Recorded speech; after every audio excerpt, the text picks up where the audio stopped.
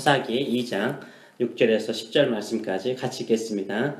오늘 이 말씀을 가지고 자녀에게 제일 중요한 것을 가르치십니까? 라는 제목으로 같이 은혜를 나누기를 원합니다.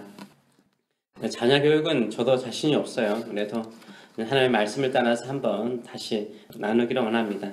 단절은요, 단절은 고통 없이 죽이는 것이죠. 흐름은요, 서류 없이 살리는 것입니다. 신앙도 그렇습니다. 신앙의 단절은 우리 다음 세대를 죽입니다. 그러나 신앙의 흐름은요, 서류 없이 다음 세대를 살리는 것이죠.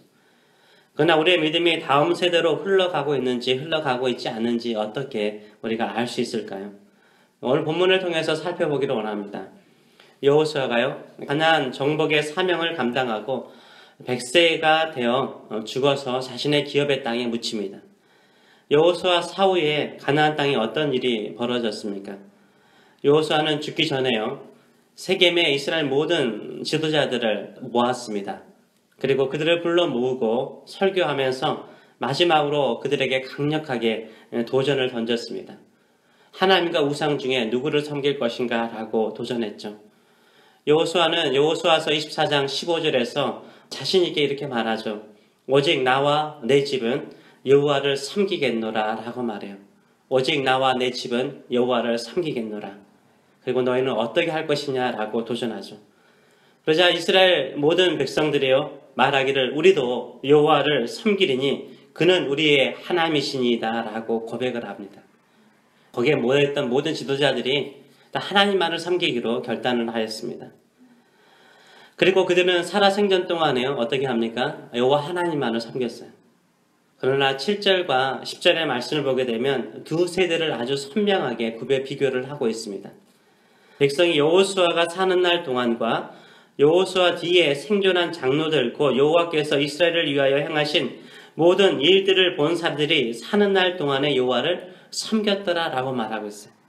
여호수아와 함께 가나안 정복 세대 있잖아요. 이 가나안 정복 세대는 그들이 결단한 대로 살아있는 동안에 누구를 섬겼어요? 여호와 하나님을 섬겼다는 거예요. 여호와 하나님을 섬겼다라고 말하고 있습니다. 그러나 이 가나안 정복 세대가 죽고 난 다음에 그 다음 세대, 그 후손들은 어떻게 되었을까요? 10절의 말씀은 이렇게 말하죠. 그 세대의 사람도 죽고 이 가나안 정복 세대의 사람도 죽었다는 거예요. 다 그들의 조상에게로 돌아갔고 그 이후에 일어난 다음 세대, 그 후손들을 말하는 거죠. 그 후손들은 여호와를 알지 못하며 여호와께서 이스라엘을 위하여 행하신 일도 알지 못하였더라라고 말하고 있어요. 가나안 정복 세대 이후의 세대는 어떠하였습니까?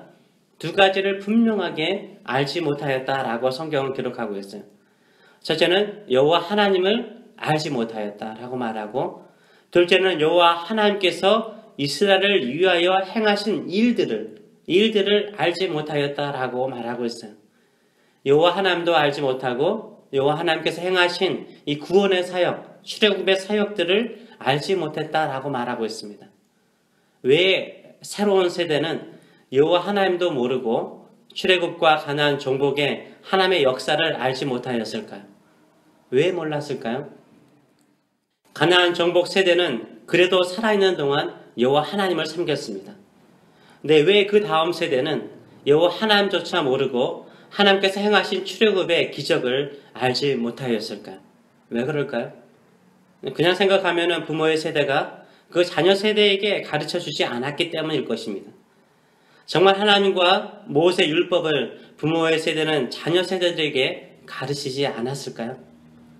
하나님에 대해서, 하나님이 행하신 일들에 대해서 가르치지 않았을까요? 어떻게 안 가르칠 수 있을까요? 그렇게 열심히 여호와 하나님을 살아생전에 섬겼던 부모의 세대가 자녀의 세대에게 하나님에 대해서 출애굽과 같은 중요한 엄청난 사건들을 가르치지 않을 수 있었을까요? 말도 안 되죠. 자녀 세대들이 배워도 모른 채 하였을까요, 혹시나? 저는 솔직히 오늘 본문을 묵상하면서 어리둥절하였습니다. 어떻게 이렇게 갑작스럽게 단절이 일어날 수 있을까? 단절이 생길 수 있을까? 한순간에 신앙의 단절이 이렇게 생길 수 있을까라는 의아심이 생겼습니다. 부모 세대가 그렇게 하나님을 열심히 섬겼는데 그 자녀 세대가 전혀 하나님을 모르고요, 하나님께서 행하신 일들조차도 모른다고 말할 수 있는가? 쉽게 이해가 되지 않았습니다. 그런데요, 요새 한국교회라든지 또 한인교회들의 모습을 둘러보면은 이해가 되기 시작하였어요. 한인교회들도 마찬가지지만 한국교회들도요, 주일학교는 거의 없어진 교회들이 많습니다. 70%, 80% 돼요. 왜 그렇습니까? 이런 신앙의 단절의 예는요, 멀리서 찾아볼 필요가 없어요. 가까운 곳에 한국교회라든지 한인교회, 특별히 미국교회를 보면은 아주 이런 신앙의 단절의 현상을 금방 우리가 알 수 있어요. 부모님들은 정말 열심히 교회를 다니고 봉사하고 섬기죠. 그런데 그들의 자녀들은 교회를 다니지 않고 예수를 믿지 않는 자녀들이 많습니다. 이미 많은 언론들을 통해서 알려진 대로요, 거의 90% 이상의 그리스도인 이민자 가정의 자녀들이 교회를 다니지 않고 있습니다. 여러 가지 많은 이유들을 분석해서 이야기를 하고 있죠. 근데 가장 큰 이유 중에 하나는, 첫 번째 이유는 부모 세대가 교회 안에서 싸우고 분열하는 모습이 자녀들에게 큰 상처가 되어서 교회를 다니지 않는 것으로 분석하고 있습니다. 한인교회들의 갈등과 분열이 젊은 세대를 교회에서 떠나가게 만들었던 거죠. 한 교회가 다투지 않고요, 서로 사랑하고 신앙생활 하는 것이요, 결국 자녀 세대를 믿음으로 보호하는 큰 역할을 하는 거예요. 예수님도요, 서로 사랑하라. 이로써 모든 사람이 너희가 내 제자인 줄 알리라. 우리 자녀들도요, 부모가 하나님의 예수님의 제자인 걸 어떻게 알 수 있을까요?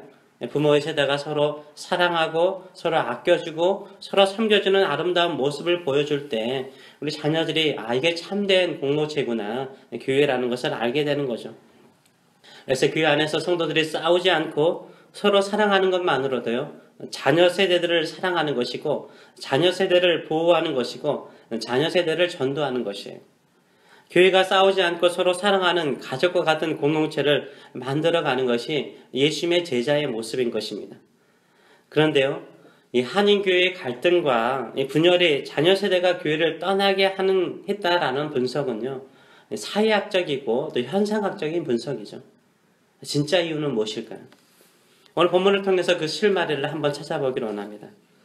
진짜 가나안 정복 세대가요, 이후의 자녀 후손들에게 하나님을 가르치지 않았을까요? 그리고 출애굽의 사건이 기적인데 그 기적과 같은 사건들을 자녀 세대에게 가르치지 않았을까요? 정말 그들의 후손들은 알지 못하였을까요? 진짜 부모 세대는 자녀 세대에게 하나님에 대해서, 모세의 율법에 대해서 가르치지 않았단 말입니까? 아무리 생각해도 저는 말이 안 되는 것 같아요. 그렇지는 않았던 것 같아요. 분명히 가르쳤어요. 말했어요. 어떻게 알 수 있느냐고요? 사사기 6장 13절을 가게 되면 기드온이 나옵니다. 기드온에게 여호와의 사자가 나타나는데 기드온이 이 여호와의 사자에게 하는 말이 뭡니까? 기드온이 그에게 대답하되, 오 나의 주여, 여호와께서 우리와 함께 계시면 어찌하여 이 모든 일이 우리에게 일어났나이까? 누구의 이름이 나와요? 여호와 하나님의 이름이 나오고요. 여호와 하나님이 우리와 함께 계시다면 어떻게 이런 일이 일어날 수 있습니까? 라고 반문하잖아요. 그러면서 또 하는 말이 뭐예요? 우리 조상들이 일찍이 우리에게 이르기를, 우리 조상들이 일찍이, 옛날부터 우리 조상들이 이르기를 뭐라고 말하냐면, 여호와께서 우리를 애굽에서 올라오게 하신 것이 아니냐 한 그 모든 표적이, 이적이 어디 있나이까? 이제 여호와께서 우리를 버리사 미디안의 손에 우리를 넘겨주셨나이다 라고 따져요. 기드온이 몰라야 알아요? 기드온은 이 다음 세대잖아요. 이 사람이 몰라야 알아요? 다 알잖아요. 하나님이, 우리 조상이 섬겼던 하나님 우리와 함께 계시고 또 출애굽했던 사건들, 이적들이 얼마나 많았는가를 들었다라고 말하잖아요. 일찍이 들었다라고 말하잖아요. 이런 것을 보게 되면 부모 세대가 자녀 세대에게 전혀 하나님의 말씀이나 출애굽의 역사를 가르치지 않았다라고 말할 수 없는 거죠. 즉 본문의 10절의 말은요, 알지 못한다라는 말은요, 무슨 말이에요? 믿지 않았다는 말이죠. 믿지 않았다는 말이에요. 이스라엘 후손들이 하나님을 믿지 않고 출애굽의 놀라운 기적들을 그들이 직접 보지 않았기 때문에 뭐한 거예요? 믿지 않은 거예요. 믿지 않은 거예요. 왜요? 부모가 가르쳤지만, 알려줬지만 왜 믿지 않았을까요? 부모가 가장 중요하게 말하지 않았기 때문입니다. 부모가 가르쳤지만 하나님 말을 믿는 것이 가장 중요하다, 하나님만을 섬기는 것이 가장 중요하다라고 가르치지 않았기 때문인 거예요. 중요하게 가르치지 않았기 때문에 중요하게 생각하지 않은 거죠. 가장 중요하다라고 생각하지 않았기 때문에 잊어버린 거죠. 하나님을 아는 것이, 하나님을 믿는 것이 이 세상에서 가장 중요한 것이 아니기 때문에 그들의 후손들은 뭐예요? 빨리 잊어버렸던 거죠. 우리가요, 이럴 때가 참 많아요. 우리는 자녀들에게요, 예수를 믿는 것이 이 세상에서 가장 중요한 일이라고 가르치고 있습니까? 돈보다, 성공보다, 좋은 성적을 얻는 것보다 성경을 읽는 것이, 기도하는 것이, 주님만을 예배하는 것이, 주의 말씀대로 사는 것이 네가 이 땅에 살아가면서 가장 중요한 것이라고 가르칩니까? 다른 것은 다 포기하더라도 하나님을 믿는 것은 절대 포기하면 안 된다. 제일 중요한 거야. 네가 하나님의 자녀이고 하나님의 백성인 것을 가장 사랑스럽게 여기도록 가르치십니까? 이 세상의 모든 것, 돈과 명예와 영화를 가졌을지라도 예수를 잃어버리면 다 잃어버린 것이다. 이 세상의 모든 것을 다 잃어버릴지라도 예수만을 붙잡으면 다 얻은 것이다. 예수님이 가장 소중한 분이시다. 라고 가르치십니까? 가나안 정복 세대는요, 다음 세대에게 하나님에 대한 믿음이 가장 중요하다라고 가르치지 않았어요. 이민 1세대는요, 가나안 정복의 부모 세대와 같은 상황이잖아요. 여건이잖아요. 가장 잘 아실 거예요. 새로운 환경에 적응하기가 만만치 않잖아요.